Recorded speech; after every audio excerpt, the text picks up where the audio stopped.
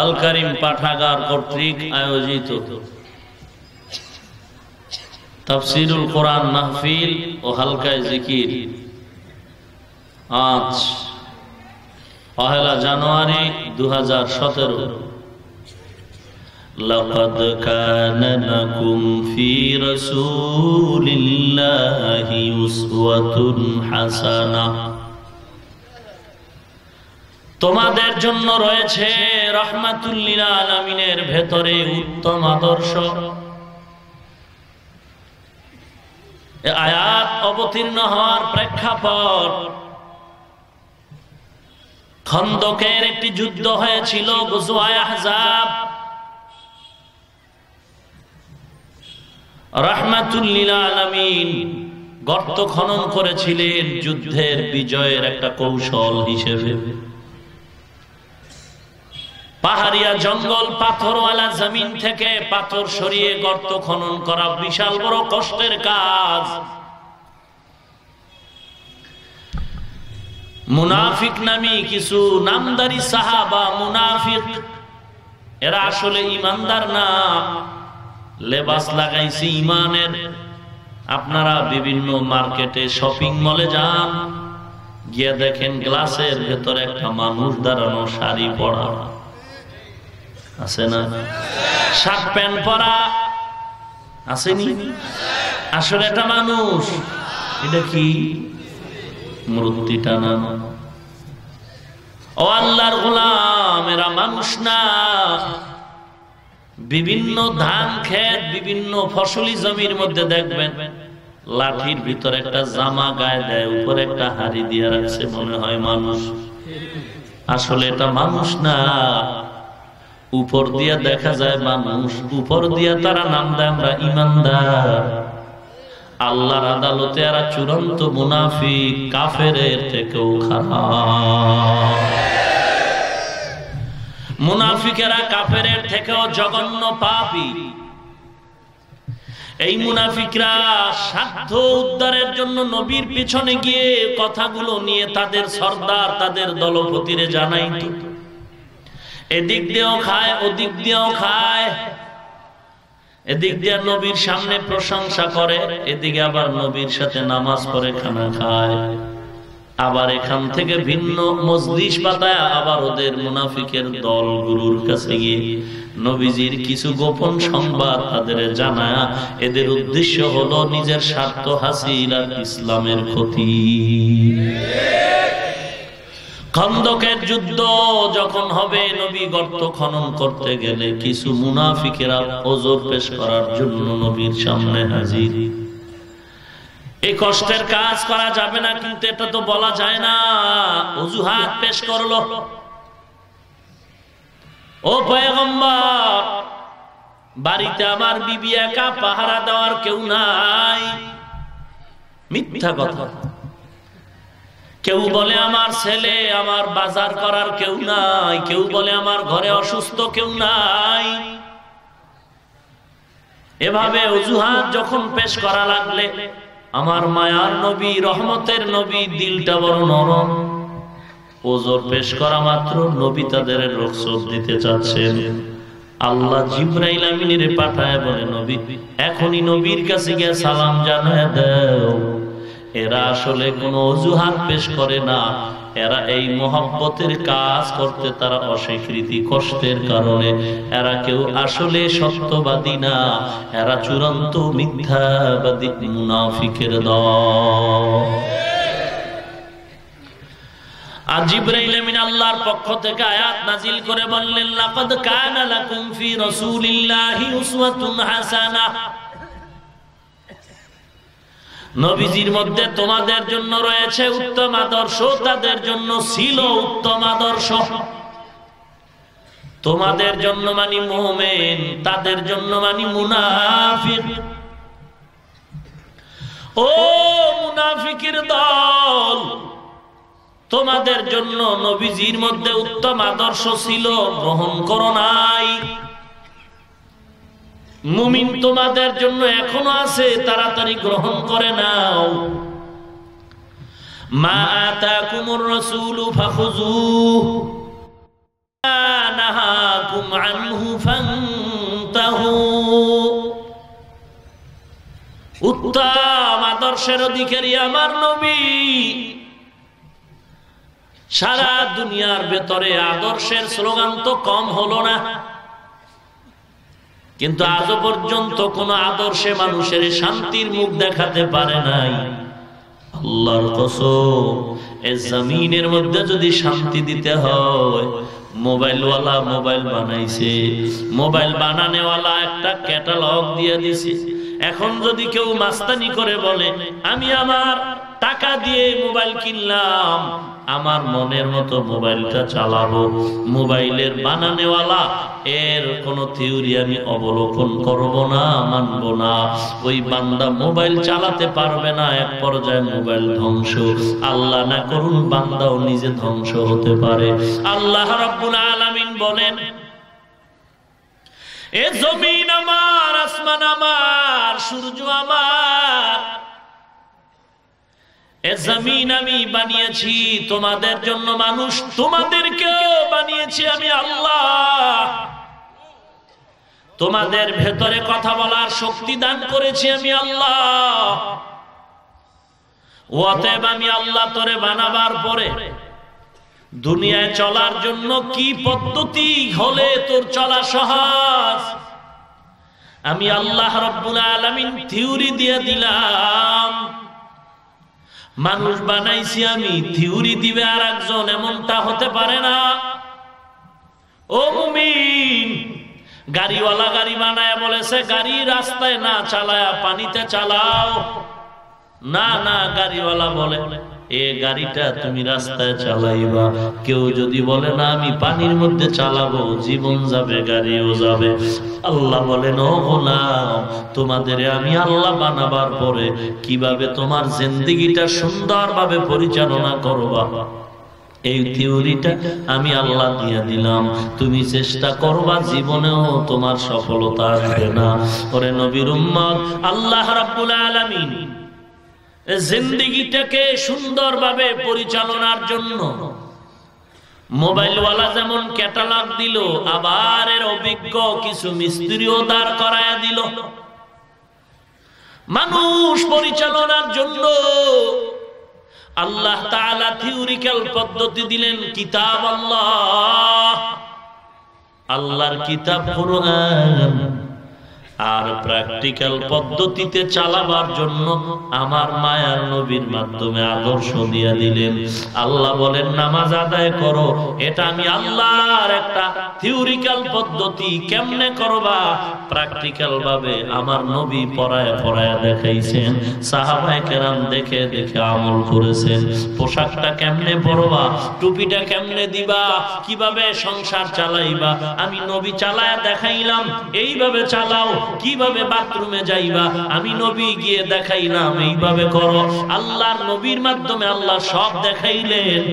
আজ নবীর আদর্শ আর আল্লাহর থিওরি বাদ দিয়া যদি কেউ শান্তির গান গায়, আল্লাহর কসম এ জমিনে কোনোদিন শান্তি আসতে পারে না। আপনি ঠিক বললেও ঠিক, না বললেও ঠিক, বিশ্বাস করবেন না। বিদায় দুইজন বড় মাস্তানের দিয়া আল্লাহ পুরা জমিনটারে পরিচালনা করায় দেখাইছিলেন, নমরুদ আর বুখতে নাসার, কেউ বলেছেন সাদ্দাম। সারা দুনিয়া শোষণ করেছে, শোষণ। পৃথিবীর ইতিহাস তার সাক্ষী।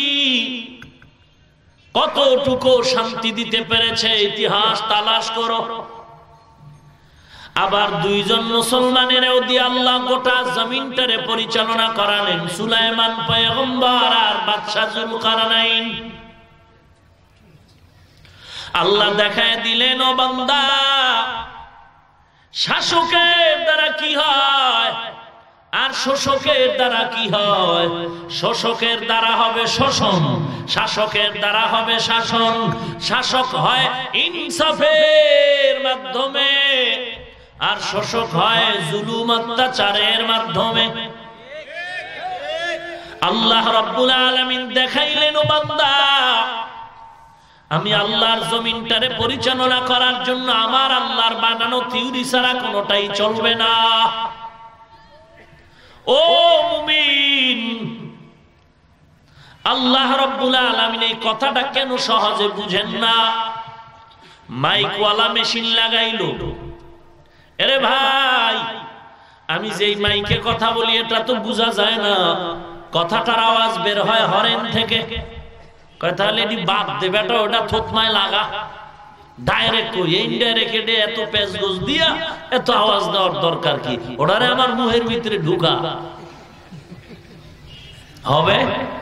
কথা বলেন না কেন? এটা বুঝে না, সহজ কথা না, যে না হবে না, হবে না তোমার কথা, বলে না আমার কথা না, যিনি বানিয়েছেন তার কথা, যিনি বানিয়েছেন তার থিওরি, এমন এমন করে এটাকে লাগাইলে আওয়াজ হবে। বলে তাহলে তার মার ফেলে দাও, বলে হবে না। ঠিক আছে, তার লাগায় দাও, ওটার সাথে মেশিন বাদ দাও, হবে? কোনটাই হবে না। এরে আল্লাহর গোলাম, আল্লাহ বলেন আমি তোমাদের বানিয়েছি তোমাদের চলার জন্য, কিভাবে শান্তি হবে আমি আল্লাহই সেই থিওরিটা দিলাম। আজকে যারা মাস্তানি করবে, ও বান্দা তোমার জীবন বিপন্ন হয়ে যাবে। আমি আমার নবীর মাধ্যমে আদর্শ বাতায় দিলাম, বান্দা আমার নবীর আদর্শের মাধ্যমে জীবনটারে পরিচালনা করাও। নবীর আদর্শ মেনেছেন সাহাবায়ে কেরাম, একটু তাদের জীবন ইতিহাস পড়ে দেখো। যারা নবীর ইতিহাস নবীর আদর্শ মানে নাই, তাদের পরিণাম ফল। আর যারা নবীর আদর্শের ইতিহাস মেনে জীবনটাকে চালালো, তাদের পরিণাম ফল দেখো কত সুন্দর। লাকাদ কানা লাকুম ফি রাসূলিল্লাহি উসওয়াতুন হাসানাহ, নবীজির মধ্যে রয়েছে মুমিন তোমাদের জন্য উত্তম আদর্শ। আর মুনাফিকের জন্য ছিল নবীজির মধ্যে উত্তম আদর্শ। কেমন উত্তম আদর্শের অধিকারী আমার নবী! সারা জিন্দেগি ভর এত বয়ান শুনলেন আপনারা, এই শিবপুর থানা শুধু আজকে কলেজ মাঠে ওয়াজ হয় না, না, আজকে টোটাল থানার ভিতরে কমপক্ষে 10টা বয়ান চলতেছে। এক একটা স্টেজে 5 জন করে বক্তা বয়ান করে, সবের বয়ানের বিষয় একটা মদিনাওয়ালা নবীর গুণগান। বয়ান চলতেছে, বয়ান চলতেছে, নবীর শানের কত কিতাব লেখালেখি হচ্ছে, আজও পর্যন্ত কেউ শেষ করতে পারে নাই। কিয়ামত পর্যন্ত বয়ান চলবে, লেখালেখি চলবে, কিয়ামত কায়েম হবে, নবীর জীবনী গুণগান শেষ হবে না। কেমন আদর্শের নবী! তাও কয় বছরের ইতিহাস? মাত্র 23 বছরের ইতিহাস। 40 বছর পর্যন্ত তো নবী কোনো দাওয়াতের কাজই করেন না। 40 বছরের মাথায় কোরআন যখন আসলো, সেখান থেকেই নবীর শরীয়তের দাওয়াত শুরু হয়ে গেল। মক্কায় 13 বছর, মদিনায় 10 বছর। মক্কার জমিনে যুদ্ধ নাই, মদিনার জমিনে যুদ্ধ বিগ্রহ। এই 23 বছরের ইতিহাস। সারা জীবন ভর কত লেখালেখি হচ্ছে, শুধু মুসলমান কেন, নবীজির ইন্তেকালের 1500 বছর পরে আমেরিকার বৈজ্ঞানিক নীল আর্মস্ট্রং মাইকেল কালিন চাঁদের দেশে গেল। চাঁদের দেশে গিয়ে দেখে চাঁদের মাঝখানে ফাটল। ক্যামেরা ছবি করে যখন আমেরিকার ল্যাবরেটরি কম্পিউটারে দিল, কম্পিউটার অটোমেটিক আওয়াজ দেয়, ছবি নতুন না, এ ছবি হাজার হাজার বছর আগের ছবি। এরা লেখাপড়া করা বিজ্ঞানী, আমগো মতো খালি খাই খাই জিন্দেগির বিজ্ঞানী না। আমরা খাই আর ঘুমাই, ইহুদি বেঈমানেরা খায় না, ঘুমায় না, ওদের ফিকির শুধু গবেষণা গবেষণা করে, কোরআন রিসার্চ করে ওরা বিমান তৈরি করে, হেলিকপ্টার রকেট তৈরি করে। আজকে তারা চাঁদের দেশে যায়, আজকে তারা সমুদ্রের নিচে হোটেল বানায়, আজকে তারা ফ্যান তৈরি করেছে, মাইক তৈরি করেছে, আজকে তারা স্যাটেলাইট এগুলো সব ইহুদিদের মেধার বিকাশ। একদিক দিয়া প্রশংসা, আল্লাহ কত মেধা তাদের দিলেন, অপর দিক দিয়া প্রশংসা আমাদের বেশি, কারণ আমরা দুলা মেয়া। ঘরের দুলায় শুধু বয়া থাকবে, দুলার নাম দিয়া সবাই মজা করে খাসি খাবে। এ জমিনের মুসলমান ইমানদারেরা খাইবে আর ঘুমাইবে আর আল্লাহরে ডাকবে। আর এই মুসলমানের পিছনে যত খেদমতের দরকার সব ইহুদি বেঈমানেরা করবে। কার কুদরত? কাদেরে কুদরত দারি বার কামাল, আনতা রব্বি আনতা হাসবি যুল জালাল, তুহি কাদের জলিলুল্লাহ জাহাদার, বাহর হালে তুহি মেরা নিগাহদার। ভাইরা আমার নবীর আদর্শ এত সুন্দর, এত বিস্তার, প্রশংসা করে কেউ শেষ করতে পারবা না। আজ এখানে এত লোক, এত মানুষের সমাগম, মনে হয় যেন শিবপুরবাসীর ঘরে ঘরে আজ ঈদের আনন্দ। এত লোক, দুনিয়াওয়ালারা এমন লোক হাজির করতে কত কোটি টাকা, লক্ষ টাকা ব্যয়। অথচ আপনারা যে আসলেন, কাউকে একটা টাকাও দেওয়া হবে না, একটু নাস্তাও দেওয়া হবে না, বরং কোরআনের দোহাই দিয়া পকেট খালি করা হয়েছে। কারো মনে কোনো কষ্ট নাই নাই। এরপরে বসার জায়গা ভালো না, থার্ড ক্লাস। কোন বিয়ার অনুষ্ঠানে গিয়া যদি আপনারে দাওয়াত দিয়া এই বিছনাটা দিয়ে কয় বসেন, ওরে সামনে যদি জুতা থাকে বিসমিল্লাহ ছাড়া সাইজ, তোর বিয়ার গুল্লি মারি জুতার বাড়িতে তোর কপাল। কিন্তু এখানে যে আপনারা কষ্ট করে বসছেন, অনেকে বসার জায়গা পায় নাই। আমার মনে হয় কারো মনে কোনো কষ্ট নাই।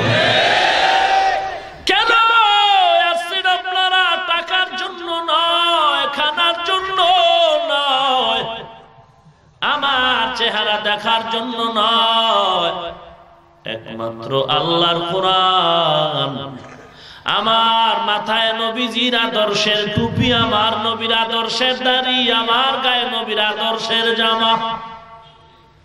একমাত্র এখানে জমায়েতের কারণ আল্লাহর কোরআনের আকর্ষণ, নবীর আদর্শের আকর্ষণ।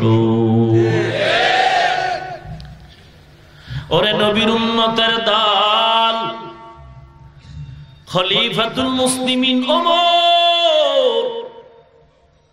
ওমর কে? ওমর বলে যে ওমরকে শয়তান বড় ভয় পায়। ওমর যেই রাস্তায় চলে, শয়তানও রাস্তায় চলতে ভয় পায়।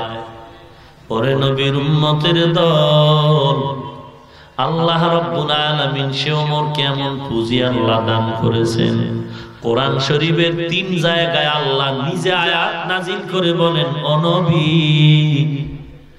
ওমরের কথার দ্বিমত করবেন না, আমি আল্লাহ ওমরের কথায় রাজি।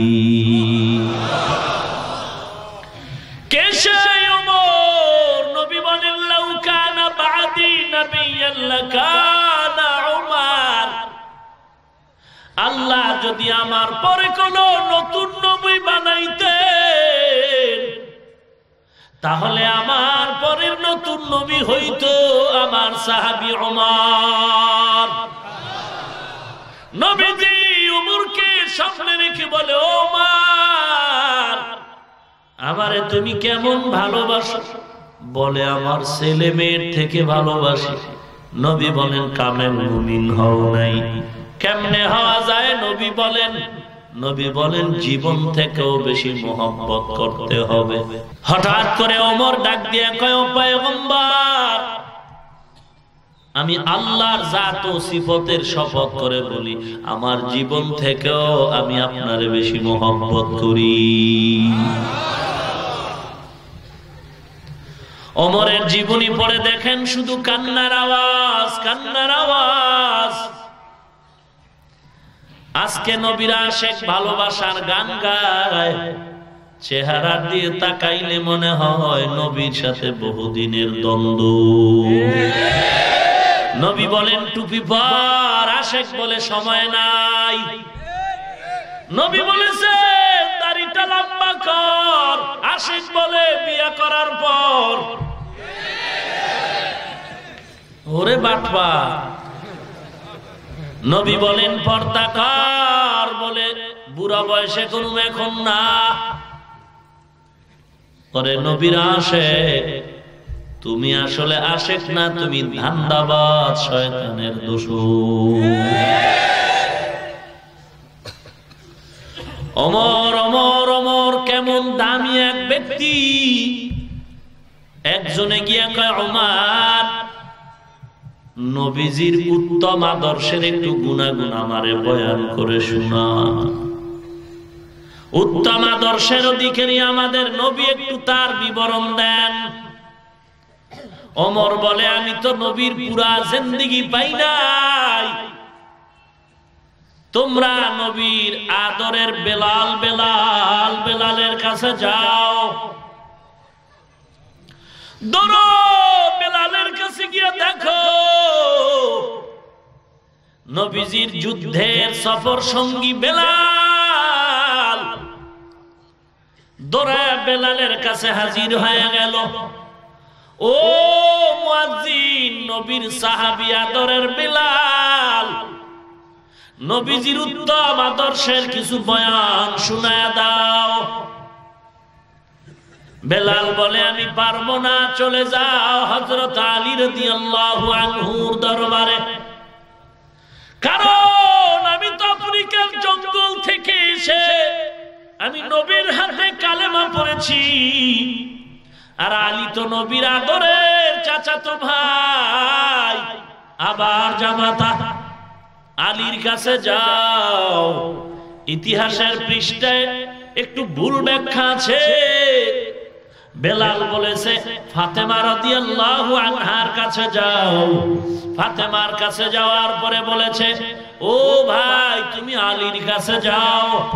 আসলে না না, কারণ ঘটনা হলো ওমরের খেলাফতের যুগে, ওই সময় তো ফাতেমা রাদিয়াল্লাহু তাআলা আনহা দুনিয়াতে জীবিত নাই। কারণ নবীর ইন্তেকালের 6 মাসের মাথায় নবীর মেয়ে ফাতেমা রাদিয়াল্লাহু আনহার ইন্তেকাল হয়ে গেল।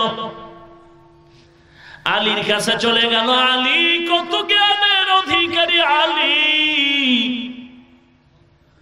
ওমর বলে, ও আলী, তুমি যদি না হইতা আমি ওমর ধ্বংস হয়ে যাইতাম।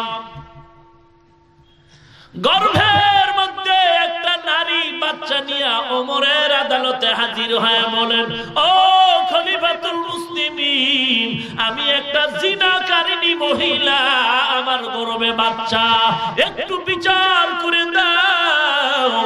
দুনিয়ায় কষ্ট করতে রাজি, জাহান্নামের আযাব সহ্য করতে রাজি না। ওমরের হাতে তো তরবারি গরম। ওমর ডেকে বলে, এখনো জিন্দা রাখলি কেন? তাড়াতাড়ি তরবারি দিয়া ফয়সালা করে দাও। আলী পাশে বসে বলেন, সাবধান, ও খলিফাতুল মুসলিমিন, সাবধান। কারণ মহিলার দোষ আছে, তবে গর্ভের ভিতরে বাচ্চার কোনো অপরাধ না। মহিলাকে হত্যা করবেন, তবে বাচ্চাকে কেন নষ্ট করে দিবেন? বলে কি করার? বলে মহিলাকে সময় দেন, বাচ্চাটা দুনিয়াতে আসার পরে মহিলাকে হত্যা করে ফেলেন, বাচ্চার যেন কোনো জুলুম তার উপরে করা না হয়।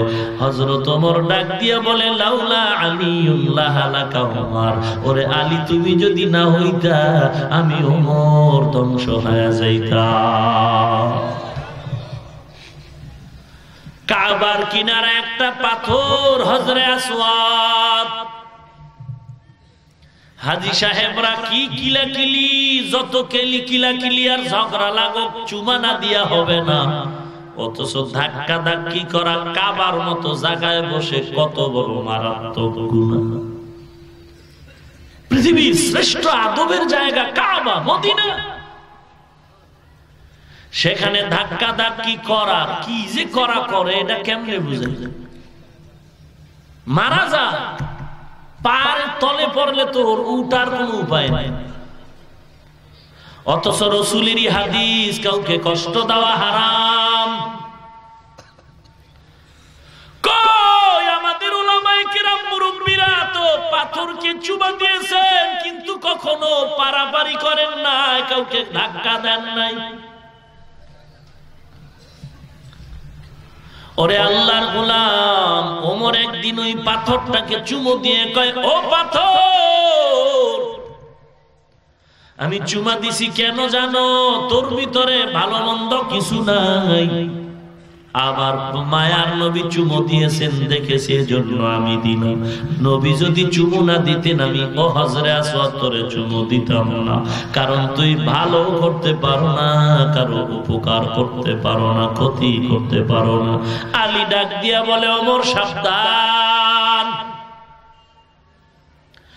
নবী তো বলেছেন, আমার নবী তো বলেছেন, পাথরের মধ্যে যদি চুমা দাও তাহলে বান্দার গুনাহ টেনে নেয়, গুনাহ টেনে নেয়। রাহমাতুল লিল আলামিন বলেছেন, হযরত আসওয়াদকে যদি চুমু দাও অথবা দূরের থেকে যদি হাতের ইশারা দাও, বরকত আর বরকত, আর বান্দার গুনাহ টেনে নেয়। কেমনে বললেন আপনি? এই পাথর কারো উপকার করতে পারে না, গুনাহ নিয়ে তো বান্দারে নেককার বানাবার ফিকিরে আছে। ওমর ডাক দিয়া কয়, রে আলী, তুমি যদি না হইতা আমি ওমর ধ্বংস হয়ে যাইতাম। ঘুরতে ঘুরতে আলীর দরবারে লোকটা দাঁড়ায় বলে, নবীর গুণগানের বিবরণ দাও, নবীর মধ্যেই তো উত্তম আদর্শ একটু বয়ান করে শোনাও। আলীকে কেমন জ্ঞান আল্লাহ দান করেছেন। আমার মায়ার নবী বলেন, আনা মাদিনাতুল ইলমি ওয়া আলীউন বাবুহা, আমি হলাম ইলমি দ্বীনের শহর, আরে শহরের দরওয়াজা হলো আমার সাহাবী আলী। কোন শহরের? ইলমের শহর। কেমন ইলম আল্লাহ দিবেন? নবী বলেন, আমি হলাম, হায় আর এই দরজাকে চিন্তা করছেন, নবীজির জবানের কথা, আমি ইলমের শহর আর এর গেট হলো, কেমন ইলম আল্লাহ দিয়েছেন। হযরত আলী আল্লাহর দরবারে শুকর আদায় করে চেয়ারে বসার জন্য দুইটা জিনিসের একটা লাগে। সম্মানের চেয়ার পেতে হলে হয়তো টাকা পয়সা লাগবে, না হয় জ্ঞানের যোগ্যতা লাগবে, ইলম লাগবে। হযরত আলী ডেকে বলে, ও দয়ার মালিক, দুই জিনিসের তুমি আমাদের একটা দিছো, ইলম দিয়েছো, টাকা দাও নাই। তোমার দরবারে আমি শুকর আদায় করি। রাজিনা ফিস মাতাল জাব্বার فينا لنا علم وللأعداء مال فإن الماء لا يفنى عن قريبه وإن العلم يبقى لا يزال علم رائع زاز قردن بحساب خلق راددن جواب হযরত আলী বলেন, আল্লাহ তুমি ইলম দিয়েছো, টাকা দাও নাই, অন্তর ভরে গেল। কারণ আমি টাকা না পায়া ইলম পেয়ে এত খুশি কেন? বলে, টাকাওয়ালার টাকা আজ আছে কাল থাকবে না, ইলমওয়ালার ইলম সিনায় ঢুকবে, বিদায় হবে না। টাকাওয়ালার টাকা যত বাড়বে তত দুশমন বাড়বে, আর ইলমওয়ালার ইলম যত বাড়বে তত বন্ধু বেড়ে যাবে। টাকাওয়ালার বয়স যত হবে ততই সবার জমে যায়, আর ইলিমওয়ালার যত বয়স বাড়ে ততই সম্মান বাড়ে। মেরা এজাজো করদন বেহিসাব খলকেরা দাদন জওয়াবে বাসওয়া। হযরত আলীকে বলেন নবীর আদর্শের বয়ান করো। নবীজি আলী ডেকে বলেন তুমি দুনিয়ার পেছনে দৌড়াও? বলে হ্যাঁ। বলে দুনিয়ার কিছু বিবরণ দাও। দুনিয়ার একটু গুণগানের কথা বলতো। লোকটা কয় এত বিশাল দুনিয়া, এর গুণগান আমি কেমনে করব, সম্ভব না। আলী কয় এই মিয়া তুমি দুনিয়াকে এত বিশাল বলেছো? আল্লাহ বলেছেন মাতাউল কালিল, এ দুনিয়াটা খুবই নগণ্য। সেই নগণ্য দুনিয়ার ব্যাপারে তুমি তার গুণগান বয়ান করতে অক্ষম, অথচ আমার আল্লাহ নিজেই তো নবীর ব্যাপারে বলেছেন ইন্নাকা লাআলা খুলুকিন আযীম। আল্লাহ বলেছেন নবীর মধ্যে উত্তম আদর্শ। নবীজিকে আল্লাহ বলেন আযীম, মানে অনেক বড়। সামান্য দুনিয়াকে তুমি বিবরণ দিতে অক্ষম, আর যেই নবীর গুণগান সম্পর্কে আল্লাহ বলেন অনেক বিশাল, সেই নবীর গুণগান আমি কেমনে বয়ান করব? আমি আলী নবীর গুণগান বয়ান করতে অক্ষম। ইমামুল আউয়ালিন আল আখিরিন বহরে সাদকা রাহমাতান লিল আলামিন সাইয়্যিদুল কাউনাইন খাতমুল মুরসালিন আখির আমদবুদ ফখরুল আউয়ালিন। কেমন আদর্শের নবী আমার! নবীজির জীবনী এত বয়ান চলে, তারপরও আমরা কেন আগাইলাম না? নবী সাহাবায়ে কেরামদের বসে একদিন নবী চোখের পানি ছেড়ে কান্নার ভাব ধরলেন। কি ব্যাপার নবী কাঁদেন কেন? মনে হয় যেন কবরের চিন্তায় পড়ে গেছে। নবী বলেন মরণের চিন্তায় আমার অল্প বয়সে কালো দাড়ি কালো চুল সাদা হয়ে গেল, কবরের চিন্তা। যে নবীর কোনো গুনাহ নাই, যে নবীর উপরে আল্লাহর এত রহমত, সেই নবী যদি দিন রাত কান্না করে, ও নবীর আশিকের দল, তোমার ভিতরে কান্না নাই, আমল নাই, একটু চিন্তাও করলা না। আল্লাহ কোরআনে বারবার বলেন আফালা তাতাফাক্কারুন, মানুষ কেন গবেষণা করো না? আফালা তাকিলুন, মানুষ কেন চিন্তা করো না? একটু কেন বুঝার চেষ্টা করো না? ওরে বান্দা আফালা তুবসিরুন, কেন বান্দা কুদরত দেখে দেখে কেন চিন্তা করে আল্লাহর পরিচয় নাও না? মরণের কি ভয় নাই? যত বড় আল্লাহওয়ালা তত বড় কান্না। জীবনটা কান্নায় কাটায় দিলেন। আমার নবী সাহাবায়ে কিরামদের নিয়ে বসছেন। হঠাৎ করে নবী বলেন আমি থাকবো না, তোমরাও থাকবে না। যদি কেউ আমার কাছে কোনো হক পাও তাড়াতাড়ি আদায় করে নাও, কারণ আল্লাহর হক আল্লাহ মাফ করবেন, বান্দার হক আল্লাহ মাফ করবে না। ওরে ভাইজান, বাংলাদেশের বাঙালি কত হক নষ্ট করেছো হিসাব করো। কত হক নষ্ট করেছো, জমিনের ব্যাপারে হক নষ্ট করেছো, লেনদেনের ব্যাপারে হক নষ্ট করেছো, খানা দানার ব্যাপারে হক নষ্ট করেছি। ওরে বান্দা, আপনি আমি ঘরে বসে খানা খাই, আমার ঘরে এক বিড়াল, আপনার বাড়ির দরওয়াজায় কুকুর, ওরও হক আছে আমার উপরে, বিড়ালের হক আছে আমার উপরে। আদায় করলাম কিনা? এর নবীর উম্মত, এক আল্লাহর বান্দি, 3 দিনের ক্ষুধা খানা নাই, হঠাৎ একটা রুটি পেয়ে খাওয়ার জন্য পাগল হয়ে গেল। রাস্তা দিয়ে চলছে ক্ষুধার্ত বান্দি, তাকায় দেখে একটা রাস্তায় কুকুর জিহ্বা বের করে চিল্লাইতেছে ক্ষুধা। রুটিটা দিয়ে কয় তুই খা, সাথে সাথে গায়েবী আওয়াজ জান্নাত ওয়াজিব করে দিলাম। কি ইতিহাস! আর আমাদের অবস্থাটা কি? ওরে আল্লাহর বান্দা, এত দুরবস্থা। স্বার্থের টানে মা বাবারে সন্তান জেলখানায় ঢুকায় দেয়, স্বার্থের টানে মা বাবায় সন্তানের জেলে ঢুকায়, স্বার্থের টানে স্বামীরে স্ত্রী জেলে ঢুকায়, স্ত্রীকে স্বামী জেলখানায় ঢুকায়, স্বার্থের টানে ভাইকে ভাই মেরে ফেলে। কয়েক মাস আগে ঢাকার রাজধানীতে 6 তলা বিল্ডিং থেকে মা তার দুধের বাচ্চাটারে নিচে ফেলে দিল।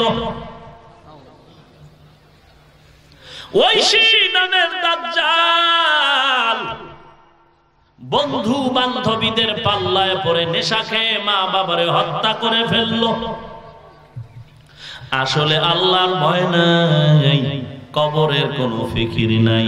নবী বলেন কার কি হক আছে, দাঁড়াও আমার থেকে হক নিয়ে যাও। সাহাবায়ে কেরাম ভয়ে কাঁপতেছি। নবী বলে তেরা আমরা নাকি তার হক আদায় করব? ওরে চামড়া দিয়া যদি জুতাও বানায় দেই তারপরেও নবীর মুহাব্বতের হক আদায় হবে না। কারণ আমরা নবীর আদর্শে জান্নাতের টিকিট পেয়েছি 10 জন সাহাবা। কিন্তু হঠাৎ করে একজন দাঁড়ায় গেল, সাহাবায়ে কেরামের চোখ গরম হয়ে গেছে। নবীকে কি আপনি দাঁড়ালেন? বলে আমি আপনার কাছে একটা পাওনা আছি, হক আমাকে আদায় করে দেন। কি হক? বলেন মদিনার নবী আপনি আমার গালের উপরে একদিন একটা চর কষেছিলেন, খামোখা আপনি আমাকে চর দিয়েছেন। নবী বলেন আপনিও আমার গালে চর দিয়ে হক আদায় করে নেন। সাহাবায়ে কেরামের মাথা গরম হয়ে গেল, এত বড় গোস্তাকি নবীর শানে। নবী যদি একটু চোখের ইশারাও দেয় সাথে সাথে আমরা তারে হত্যা করে ফেলব। কিন্তু না, নবী বুঝতে পেরে বলেন ও সাহাবায়ে কেরাম আপনারা চুপ হয়ে যান, তাকে রাস্তা করে দেন, আমার কাছে আসতে হক আদায় করবে। কেমন নবীর আদর্শ! এই একটা ঘটনাই তো হেদায়েতের জন্য যথেষ্ট। যদি একটু ফিকির করতাম তাহলে মাইক লাগায়া কোন পাগড়িওয়ালা আওলাদে রাসূল নাম লাগায়া কোনদিন আবু হানিফারে আল্লাহওয়ালাকে গালি দিতে পারতাম না। অথচ বাংলাদেশ এখন গালি দেওয়ার মার্কাজ। 50টা মাইক লাগায়া 50 জন মানুষও নাই, 2টা গরু জবাই করে তবরক খাওয়ানোর নাম দিয়া রাত 12টার পরে গালি আর গালি আর গালি আর গালি। তাবলীগওয়ালারা কাফের, পীর মুরিদি যারা করে জাহান্নামী কাফের, মাযহাব যারা মানে তারা কাফের, দেওবন্দি কওমিওয়ালারা জাহান্নামী কাফের। ওরে আল্লাহর গোলাম, তুমি কোরআন পড়েছো, আল্লাহ তো বলেছেন গালি দেওয়া হারাম, নবী হাদিসে বলেছেন গালি দেওয়া হারাম। ওরে আল্লাহর বান্দা, সাহিত্য করতে পারি, সময় লাগে না।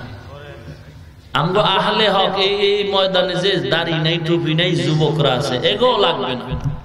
আমরা আহলে হক টুপিওয়ালা যুবকরা যদি বাঁশের লাঠি রাস্তায় নামি, হাত তো একটা কম নাই রে বাবা, হাত 2টা আছে, 3 বেলা খাই, তাজা শরীর নিয়ে আছে, এরকম 100 এই যুবক এদেশের সব আহলে হক, কোনো বাতিল টাতিল না, আমলওয়ালা পাগড়িওয়ালা আহলে হক টুপিওয়ালা যদি বাঁশের লাঠি লয় নামি রাস্তা, এ জমিন থেকে ভণ্ড বেদাতি লামাযহাবী আবু হানিফার দুশমন, দেওবন্দি দুশমন, রাসূলের দুশমন, নাস্তিক এ জমিন থেকে সাইজ করতে মাত্র 1 ঘন্টা সময়ের ব্যাপার।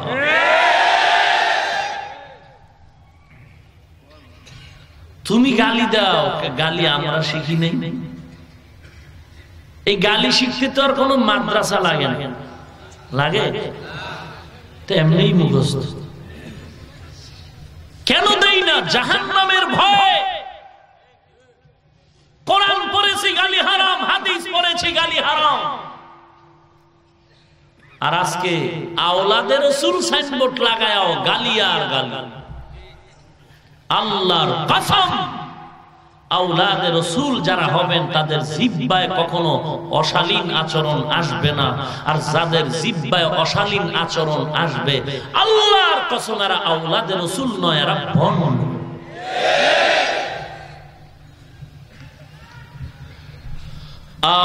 আল্লাহর নবী বলেন জায়গা করে দাও, আসতে দাও। লোকটা নবীর সামনে এসে আরো কি করুন, নবী বলেন তুমি হক আদায় করে নাও। কথাটা বলা মাত্র লোকটা কাছাকাছি এসে বলে নবী আপনি যখন আমারে চর দিছিলেন আমার শরীরের মধ্যে কোনো কাপড় ছিল না। নবীজি শুনে হাত দুটো বের করে যখন গায়ের জামাটা খুলবে সাহাবায়ে কেরামের মাথা গরম হয়ে গেল। সহ্য করতে পারি না রে নবী, সহ্য করতে পারি না। মাকে কিছু বলবে মেনে নিব, কিন্তু আপনার ব্যাপারে বিন্দু সহ্য করা যাবে না। নবী বলেন চুপ হয়ে যান আপনারা। নবী যখন পিঠ খুলে জামাটা উঠায় লোকটা দৌড় দিয়া নবীর পেছনে দাঁড়ায়, নবীজির পিঠের নিচে এখানে মোহরে নবুয়ত ছিল, চুমা দিয়া কয় নবী বেয়াদবি মাফ করবেন, আমি বেয়াদবি করতে আসি নাই, প্রতিশোধ নিতে আসি নাই, আমি জান্নাত ওয়াজিব করার জন্য আসি। ওরে নবীর উম্মতের দল, আমি জান্নাতের মেহমান হওয়ার সুযোগ খুঁজেছি রে নবী। কেমন মায়ার নবী, আমার দয়ার নবী। আমার নবী মা হারা ইয়াতীম, বাবা হারা ইয়াতীম। ও মুসলমান, আজ তুমি আরামে ঘুমাও, ল্যাপ গায়ে দিয়ে শীতের মধ্যে আরামে ঘুমাও। আজকে তোমার নবীর প্রতি মায়া লাগলো না, অথচ আমার নবী এখনো উম্মতের জন্য কান্না করে রে বাবা। আজকে বার্মায় মুসলমান মরে খবর নাই, এই খোলা আকাশে চিল্লায় বলে রে মালিক ঘুমানোরও জায়গা নাই, বাড়ি নাই, ঘর নাই। মা বাবার সামনে সন্তানের টুকরো টুকরো করে জবাই করা হয়, সন্তানের সামনে মা বাবারে জবাই করে ওই বেদিনরা কলিজা বের করে চাবায় চাবায় খায়। বাচ্চাগুলোরে গলায় রশি লাগায় কুকুরের মতো রাস্তায় রাস্তায় টানে। ওরে বাঙালি মুসলমান, অত আরামে আসো চিন্তা নাই, মনে করিও না তাদের বিপদ। ওরে রাস্তার কুকুর তোমারে সালাম দিতে পারে, একটু দয়া করবে, কিন্তু ইহুদি কুত্তা কোনদিন মুসলমানের দয়া করবে না। ওরে নবীর উম্মতের দল, মনে করিও না আরামে ঘুমাও, কপালে লেখো ওই বার্মার পরের সিরিয়াল হবে তোমাদের আমার। অতএব আগের থেকে নবীর আদর্শ নিয়ে দাঁড়ায় যাও। মৃত্যু তো হবে, পালানোর কোনো সুযোগ নাই, মরণ থেকে পালানো যাবে না। তবে জমিনে আল্লাহকে চিনেছি, এতটুকু জেনেছি জমিন আল্লাহর, আসমান আমার আল্লাহর, আমাকে খাওয়াচ্ছেন আমার আল্লাহ, আমার হায়াতের মালিক আল্লাহ, মৌতের মালিক আল্লাহ। আল্লাহ যদি আসমান থেকে ওয়াদার না দেয় আজরাইল আসবে না, কবর হবে না। অতএব বেঈমানের ভয় করে লাভ নাই, মরতে তো হবে, তবে ইমানের পতাকা নিয়ে মরব, বেদিনদের কাছে মাথা নত করব না।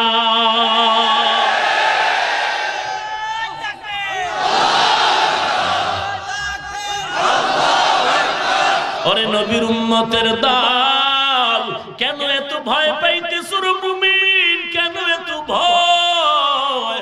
যে আল্লাহর ওই এত ক্ষমতা, আল্লাহর জমিনে দুশমনি করে বেঈমান নমরুদ টিকতে পারে নাই, ফেরাউন টিকতে পারে নাই, সাদ্দাত হামান টিকতে পারে নাই। কই গেল সাদ্দাত, কই হামান, কই কারুন? আল্লাহ সব ধ্বংস করে দিলেন। ওরে বাঙালি, অন্তরে কি তোমার এই ধারণা নাই ওই আল্লাহ তো এখনো আছে, ক্ষমতা দুর্বল হয় নাই? ওরে নবীর উম্মত, এত কেন চিন্তা করো? জেলখানার ভয় কেন পাও রে বাবা? মরণের এত ভয় কেন পাও?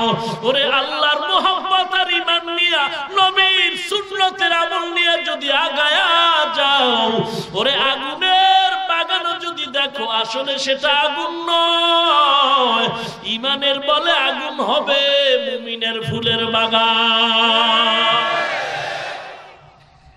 কেন এত ভয় পাও রে ভাই? আসলে বেদিনের বলে কি লাভ? আমি তাবলীগ করি, পীরের কাছে যাই, আমি কোরআন পড়ি, অথচ আমার ছেলেটা নামাজও পড়ে না, আমার উপযুক্ত মেয়েটা কলেজে দৌড়ায়, পর্দার খবর নাই। অন্যের বয়ান করে কি লাভ হবে? আমার ভেতরে ঘাটতির অভাব নাই।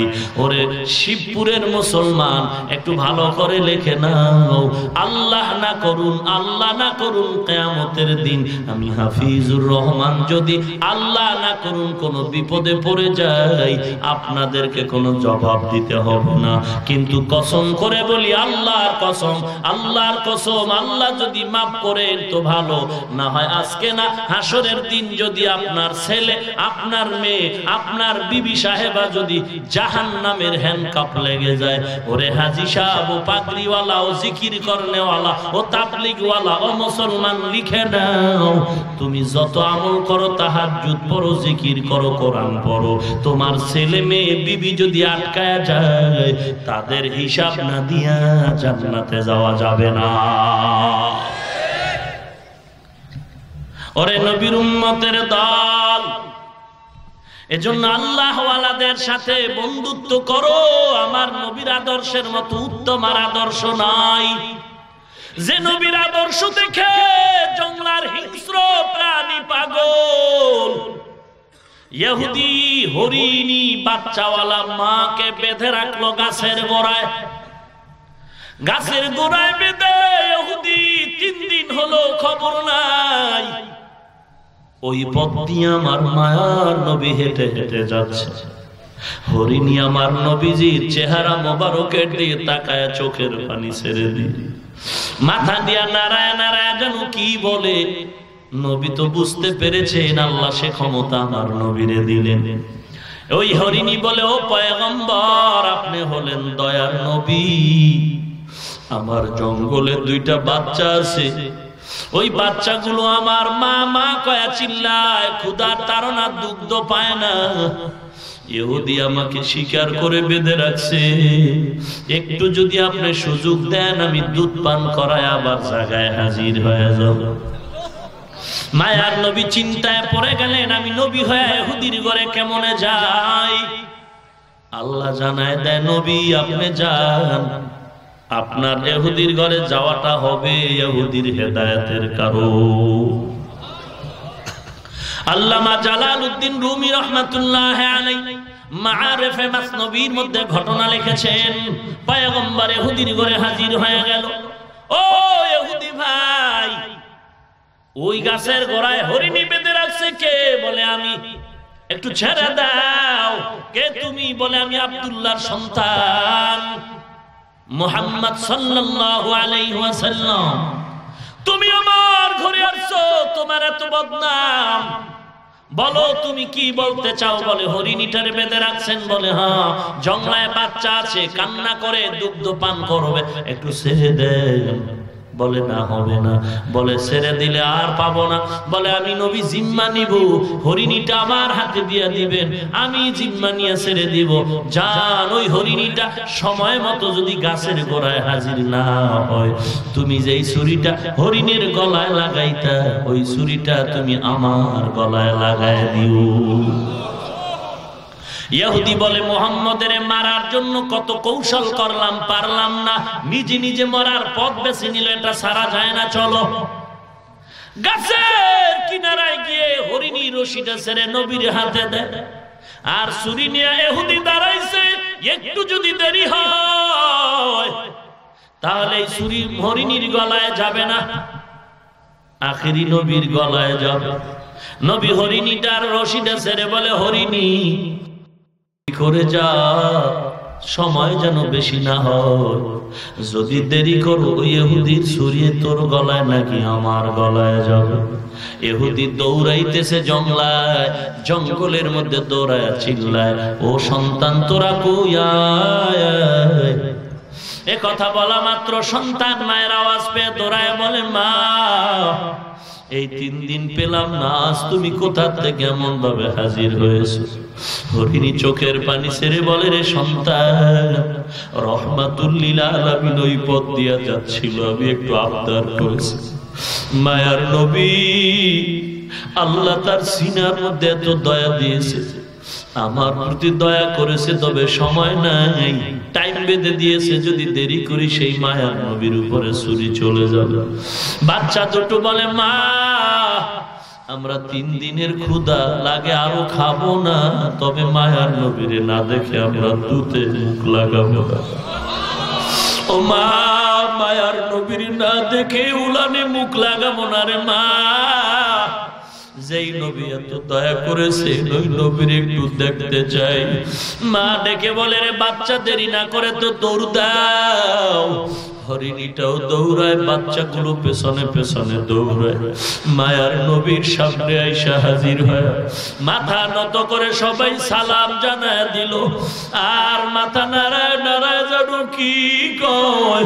ইহুদি তাকায় বলে, ও পয়গম্বর, এই হরিণীগুলো মাথা নাড়ায় কেন যেন কি বলতে চায়। নবী বলে, হ্যাঁ কিছু বলেছে। কি বলেছে? নবীজি বলেন, ইহুদি ভাই, হরিণীরা বলেছে এই বাচ্চাগুলো যাওয়ার পর মায়ের দুধে মুখ লাগায় না, আমি মায়ার নবীর আওয়াজ পেয়ে তারা পাগল। এরা বলেছে আরো না খায়া থাকবো, তবে পয়গম্বর আমাকে না দেখে দুধ না খাবে না, দুগ্ধ পান করবে না। ইহুদি ডাক দিয়া কয়, রে পয়গম্বর, আমি ছুরি ফারায় দিলাম, তুমি আমারে মুসলমান বানায় দাও। আমি তো বুঝতে পারি না, জঙ্গলার হরিণীরা যদি তোমার কাছে এমন ভাবে চিনে যায়, তোমার জন্য যদি পাগল হয়, আর আমি মানুষ হয়ে যদি তোমার বিরোধিতা করি, আমার মতো কপাল পোড়া কেউ নাই, আমাকে মাফ করে দাও, আমাকে মুসলমান বানায় দাও। আল্লাহর নবী ইহুদির হাত ধরে মুসলমান বানায় দিল। ওরে নবীর উম্মতের দল, মায়ার নবীর আদর্শ কত সুন্দর। লাকাদ কানা লাকুম ফি রাসূলিল্লাহি উসওয়াতুন হাসানাহ। এর যুবক, পা দুটো আগায় দাও, পা ধরে বলি, রে যুবক ভাই, আমি বলি না তোমরা আমার মতো হুজুর হয়ে যাও। ওরে বাবা, তোমার লাইনে তুমি থাকো, স্কুলে পড়ো পড়ো, কলেজে পড়ো পড়ো, ভার্সিটিতে পড়ো পড়ো, কিন্তু একটু বলতে চাই, ওখানে থেকেও তো কত ছাত্র আজ দাড়িওয়ালা নামাজি, তুমি কেন পারবা না রে বাবা? তোমার পায়ে হাত রেখে বলি, তোমার মতো যুবক দাড়িওয়ালা নামাজি, কোটি টাকার মালিক, হালাল ভাবে চলে, RAB army police BDR OCD CSP অভাব নাই, ড্রাইভারি করে, কৃষি কাজ করে, শ্রমিকের কাজ করে, দাড়িওয়ালা যুবক, তুমি কেন পারবা না? তোমার কপালে বুঝি হেদায়েতের দরজায় তালা লেগে গেল। অনুরোধ করি, তওবা করে নাও, তওবা করে নাও। অপরাধ তো করেছি, আল্লাহ বলেন তওবা কর। আমি আল্লাহ তোর তওবার দরজাটা খুলে রাখলাম। সবার কপালে হেদায়েত আসবে না, সবাই জান্নাত পাবে না রে বাবা। অনেকে ভাবতেছো টুপি মাথায় দিয়ে দাড়ি রেখে বুঝি স্বাধীনতাহীন হয়ে যাব, মনে হয় জানো আমার স্বাধীন জিন্দেগিতে তালা লেগে যাবে। না রে বাবা না, আজকে টুপি দাড়ির কারণে আমগো স্বাধীনতা নষ্ট হয় নাই। কওমি মাদ্রাসায় পড়েছি, যদিও টাকা নাই, চাকরি নাই, আল্লাহর শুকর আমরা কেউ না খায় মরি না। টাকার জন্য কোনোদিন আন্দোলনও করি নাই, চাকরির জন্য এমপি চেয়ারম্যান মেম্বার কেউ বলি নাই, ডিস্টার্ব করি নাই, চাকরি দাও। অনেকে আমাদের দিকে তাকায়, বৃদ্ধাঙ্গুলি দেখায়, বলে কওমি মাদ্রাসায় পড়ে কি হবে, ওখানে পড়লে তো চাকরি পাওয়া যাবে না। ওরে বোকা, তুমি কেন বলো চাকরি পাওয়া যাবে না? আল্লাহর শপথ করে বলি, আমরা চাকরির জন্য লেখাপড়া করি নাই, আমরা লেখাপড়া করেছি আল্লাহর গোলামি করার জন্য। এখনো আল্লাহর গোলামির পেছনেই দৌড়াই, আর দুনিয়া টাকা পয়সা আমাদের পেছনে পেছনে দৌড়ায়। ওরে আল্লাহর গোলাম, আমরা টাকার জন্য আন্দোলন করি নাই, তাহলে হুজুরেরা কেন রাস্তায় আন্দোলন করে? একমাত্র বাবা টাকার জন্য না, ক্ষমতার জন্য না। আমরা হুজুরেরা টাকার জন্য নয়, যদি আন্দোলন রাস্তায় করে থাকি, নবীর ইজ্জত রক্ষার জন্য করেছি। এরে আল্লাহর গোলাম, কোন দলাদলি বুঝি না। আমরা নবীর উম্মত একদল, আমরা আল্লাহর গোলাম একদল। নবীর আদর্শ মানব, আর কোন দ্বন্দ্ব নাই। এরে নবীর উম্মতের দল যারা জিহ্বা দিয়া গালাগালি করবে, উম্মতের মাঝে দ্বন্দ্ব সৃষ্টি করবে, এদের থেকে আমরা দূরে থাকবো, তবে গীবত করে গুনাহগার হব না। এরে যুবক আল্লাহর গোলাম, ওরে বাবা তুমি আজকে বলো নামাজ বাদ দিয়ে কত আরামে আছো। ওরে তুমি কেন, বাংলাদেশ কেন, সারা দুনিয়ার এক নম্বরের ধনী লোকটার খবর নাও। আমাদের টুপিওয়ালা নবীর আদর্শওয়ালাদের মতো তিনিও শান্তিতে নাই। আরে ভাই জান, অহংকারী করি না, বুঝাবার নিয়তে বলছি রে বাবা। কবর তোমাকে বারবার ডাকতেছে। বাসের নিচে যুবকের লাশ, পানির নিচে যুবকের লাশ, এমন কোন দিন নাই মরণের খবর নাই। ওরে মুসলমান, পত্রিকায় দেখো, খবরে দেখো, মরণের লাশ আর লাশ আর লাশ। ওরে নবীর উম্মত, বাতি নিবায় যখন ঘুমাও, অন্তর কি ভয় লাগে না? ঘুমের ঘরেও তো কত মানুষ মরে যায়। আমি যদি মরে যাই কি হবে আমার অন্ধকার কবরে? কিসের টাকার পাগল, গাড়ির পাগল? আমি যদি এখন মারা যাই, আমার ছেলে, আমার মেয়ে, আমার বিবি আমাকে ঘর থেকে বের করে এমন একটা জায়গায় দাফন দিবে যেখানে দিনের বেলাও যাইতে ভয় লাগে। বাঁশবাগান, সাপ থাকার জায়গা, বিচ্ছু থাকার জায়গা, ভয়ঙ্কর একটা জায়গা। এরে মুসলমান, আমাকে কবর দিতে না দিতে আমার ছেলে মেয়েরা আমার রেখে যাওয়া সম্পদ নিয়ে বন্টন শুরু, ঝগড়া শুরু, কিচ্ছু না, কেউ আমার আপন না। এরে যুবক আল্লাহর গোলাম, এরপরেও কেউ যদি এখানে দাঁড়ায় বলতে পারেন দাড়ি না রাখলে, নামাজ না পড়লে ধনী হওয়া যায়, চেহারা ভালো হয়, কোনোদিন রোগ হবে না, গরিব হবেন না, স্টাম্প দাও, ব্যালেট দাও, আমিও কেটে ফেলবো, পারবা না রে বাবা, পারবা না। বিজ্ঞানীদের থিওরি, চোখের পাওয়ার চলে যায়, যৌবন চলে যায়, অকালে মরণ হয়। নবী বলেন ওয়াল টাইম আমল নামায় সর্বসময় গুনাহ লেখা হয়। হেদায়েতের মালিক আল্লাহ, ইজ্জতের মালিক আল্লাহ, হায়াতের মালিক আল্লাহ। এরে যুবক, আমার মতো হুজুর হওয়ার জন্য বলি না। এরে পর্দার আড়ালের মা বোনেরা, ও বৃদ্ধ বাবাজি, ও যুবক, ও মা, এত কষ্ট করে বয়ান শোনার জন্য আসলেন। আমিও তো একটা মায়ের সন্তান, আপনারেও আল্লাহ সন্তান দিলেন। আপনার কি মনটা চায় না আপনি একজন হাফেজে কোরআনের মা হবেন?